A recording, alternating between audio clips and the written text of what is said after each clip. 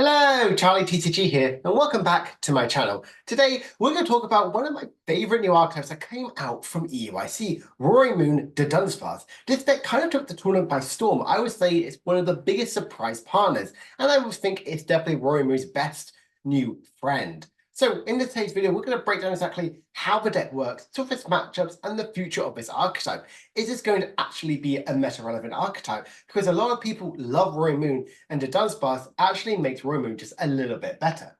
So how exactly is it doing around the world? So in Asia and the City Leagues, it's getting about 2% of meta share, and it actually has one win.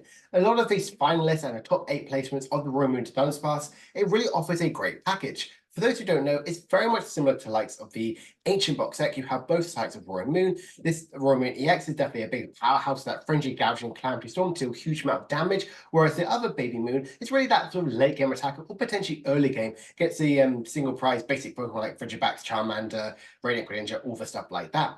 But the Dudunsparce works really well in Roaring Moon. Some people might go, well, you might need Bibarel, you might to like draw up to it, but you're playing a ton of draw supporters like Sada, like Expedition Guidance. You're going to have like these 8-card hands, so Bibarel won't really work as much. That's where Dudunsparce works really, really well, which I'm going to talk about in just a little bit. You have that split room, which is really strong, and Dudunsparce has free retreat, which honestly makes this deck so much stronger. But let's actually look at the top 8 list, because it did so well at EUIC. You can just see by the results there. So if we see here, this is a very, very powerful one. Like I mentioned before, it does play the 4-3 split of Roaring Moon, because I think that's the best way to kind of play it right now. I don't think you should go the heavy on the EX, because I think the single prize attacker is just that much better in the early matchup, especially in the late game as well. Because you play enough sort of ancient cards where you can get these big one-hit KOs on the likes of these big basic and EX Pokemon, or sometimes even V-Stars. But let's talk about the 3-3 line of the Dudunsparce. Like I mentioned before, Dudunsparce has a free retreat, which is honestly very, very powerful, and it's very good to always have a good pivot. Pretty much against like a control archetype, Greninja is probably your worst starter, because everything else you can get these big one-hit KO potential. But the Dudunsparce has an amazing ability, which once during your turn, you may draw 3 cards. If you do, shuffle this and all cards attached to this one back into your deck. So basically, it's a constant way to keep up that resources. You can get a couple of Dudunsparces out and play, get some of the Dudunsparces as well, like evolve into them, draw some big cards as well, and potentially get your Suppressor Sardas. Some Trekking Shoes to dig a little bit deeper. Earthen Vessel to kind of like fuel your attack costs, as well as also gain the energies you might require. It is a very, very powerful partner. I think it works so much better than likes of the Bibarel will, or even likes of a Pidgeot, because Pidgeot I wouldn't think actually works very well in Roaring Moon, but Dudunsparce makes perfect sense. The rest of the card we do play out Radiant Greninja, because you really need that, because it's a very good consistency card, works with Dark Patch and fueling the likes of Professor Sada, as well as also a very, very powerful draw engine.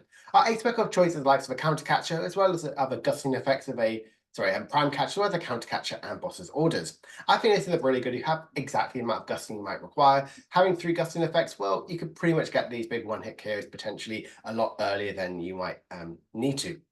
Because you have Roaring Moon, which has that Calamity Storm, the Frenzy Gouging to really get the guaranteed KO. Counter Catcher, if you kind of go behind, if you lead with a Roaring Moon, then make dust that Roaring Moon EX. And then also you now behind Paralysis, so you can get the Counter Catcher off, as well as also Boss's Order is a really good inclusion.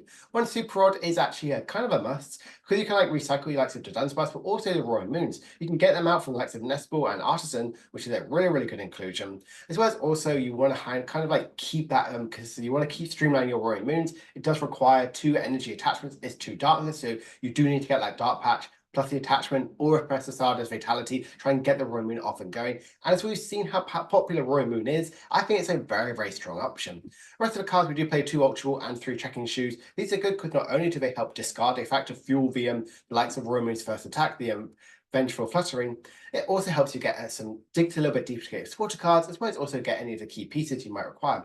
4 Earthen Vessel and 4 Dark Patch, it's a perfect sort of combination. Dark Patch, because obviously you're playing Dark Pokemon, you can like fuel up the attacks a lot easier, potentially even get them attacking off turn 1 if you go second. But also Earthen Vessel helps you gain those energy cards, gets that sort of discard effect. You can also like discard another Earthen Vessel or an Future Booster Energy Ancient Booster Energy Capsule. Also, there's 2 ancient cards in the discard pile. Now you've gained 2 energies. One could be discarded for Greninja to draw a bit more, and attach them to Roaring Moon. It makes perfect sense. I've already mentioned a little bit on the support account, but we do play 1 copy of Penny, 1 copy of Boss's Orders, and then 4 of the ancient supporters, Professor Sarda's Vitality and Explorer's Guidance. Penny is also very good, especially like I mentioned before in the control matchup. You can pick up potentially Roaring Greninja or even other Pokemon as well, which are trying to stall trap in the active spot. And honestly, that's a very, very good inclusion. So it's also a good healing factor because if you hit with Frenzy Gouging or if an Ancient Reset Energy Capture attached to it, well, you kind of get it's going to be very, very heavily damaged. Have like 60 pretty much like 90 HP left.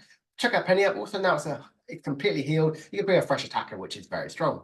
The fourth vitalities and guidance is exactly what you need for this deck. This is how the ancient decks really focus. They really want that aggressive draw factor. They was trying to energy attachment as much as possible. Sada, obviously, you can energy accelerate to any of your ancient Pokemon and draw 3 cards, whereas Explorer's Guidance lets you look at the top 6 cards, keep 2, and discard the rest. Again, fueling likes of that vengeful fluttering, so Roaring Moon could be a really big powerhouse in the mid to late game.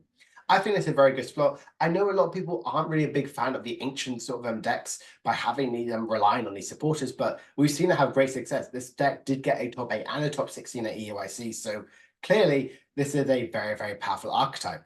3 copies of Artisan because you can pretty much get every single one of the Pokemon you have here, except like obviously Dudunsparce, Roaring Moon EX, and Radiant Greninja. It's a very, very powerful search engine, as well as 4 copies of the Ancient Reset Energy Capsule. Chuck this on a Roaring Moon, you have 200 HP. Chuck it on a Roaring Moon EX, you have 290. It's a very, very powerful Pokemon and very difficult for some decks to really get these big one-hit KOs. There's also 9 copies of Darkness Energy. This is the exact 60 for the top 8, but honestly, I've had quite a few games for this and I've been pleasantly surprised.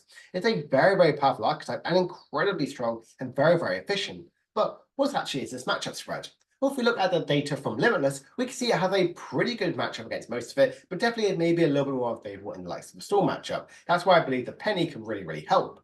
I would say the likes of you are very, very strong in Shinpow because playing against the Shinpow deck, they're only going to have 2 gusting effects, Prime Catcher and Counter Catcher. If you constantly keep it going and don't even put a Roaring Moon EX up there and just streamline regular and Roaring Moons, it could be very, very difficult for them to take these multiple prizes. They might have to Greninja followed by Iron Hands, whereas you can pretty much after like turn 3 or 4, you'll like use a single prize Pokemon and one-shotting a 2-prize Pokemon. So you can really easily outprice them.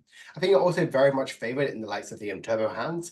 They can be very, very difficult to get these big one-hit KOs potential. Yes, obviously they can make that effect, but you can have the likes of Roaring Moon EX really outpace them as well, get these big one-hit KOs potential. And the likes of Golden Go and Gardevoir, because they play very, very minimal HP Pokemon, you have a lot of HP to deal with at times, which they can definitely struggle with. Plus, also Gardevoir EX is weak to Dark, so obviously you're definitely a lot more favorable into that sort of matchup.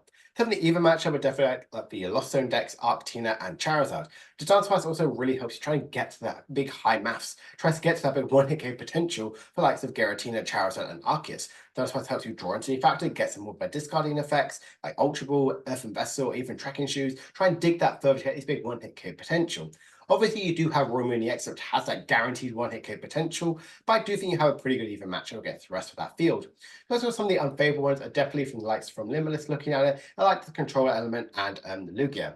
You might go, Charlie, why is Lugia in here? Well, Lugia is in there because they play quite a few gusting effects and they are focusing a lot on single price Pokemon, which can get these big one-hit KO potential. You have Mist Energy, so the Roaring Moon EX can't really clamor, use them Frenzy Gouging against you. And yeah, they can use them Cinccino to one-hit KO anything on the field. It can be very, very difficult for you to outprice. Yes, I know Lugia is a little bit of a theme deck at times. It only got a top 32 at EUIC, but again, that's not to say it's a bad deck. I would say control options. The Penny is a pretty good one, but it only helps you against one factor. Likes of a Great Tusk Mill, they can pretty much outpace you very, very quickly. You have to pretty much try and like go through a lot of your deck quickly, which this deck already does. It draws through a ton of cards from likes of Dudunsparce. So you actually deck yourself out whilst also helping execute the strategy from Great Tusks. Plus also, I think control is pretty slow. I do think the likes of a Pidgeot build is a much more scarier build than the classic sort of Snorlax control. So it's definitely something to keep just a little bit of an eye out. So actually looking ahead of this deck, obviously we have multiple events happening this weekend. We have an event happen, we have 2 events happening in Asia, including a Champions League and also Perth Regionals and Orlando. So is this actually the best way to play Roaring Moon in the updated meta? Is the Dudunsparce the partner Roaring Moon EX needs to be relevant? As we know, people really, really like Roaring Moon. We saw it have great success in the previous format, kind of like have that rise. A lot of people had a lot of hype into one, didn't perform as well, but then sort of Rock's Coffin showed like the optimal 60, and a lot of people did play that one. Is this the correct correct split for Roaring Moon, having 4 of the baby and 3 of the EX? Is this correct, or should we heavily impact the likes of the Roaring Moon EX and then go down to the likes of a baby Roaring Moon in the later thing? And is Dudunsparce the best partner? As we've kind of talked about, I do think Dudunsparce is the best one, purely on the fact that you've got to have these huge hands anyway. Dudunsparce really offers that effect, plus Dudunsparce has free retreat, which honestly is incredible. I think the likes of Bibberel can really hinder your hands and maybe not give you the best options as much as possible. So definitely, I think Roaring Moon Dudunsparce is a very, very fun deck and one of the best fun creative archetypes to come up from EUIC. Hope you guys have enjoyed this little short video, kind of like talking about where I think Dudunsparce is a very, very good partner with the likes of Roaring Moon. I'm a big fan of Roaring Moon. It's definitely a deck which I'm probably going to be trying out. I definitely want to try out a lot more onto this one. If you guys have enjoyed this video, please make sure to like and subscribe. And next week, I'm going to talk a lot about the Champions League, which is really, really exciting. I might even dabble on some shorts as well. So I hope you guys enjoy that content in the next coming weeks. See you guys later. Bye for now.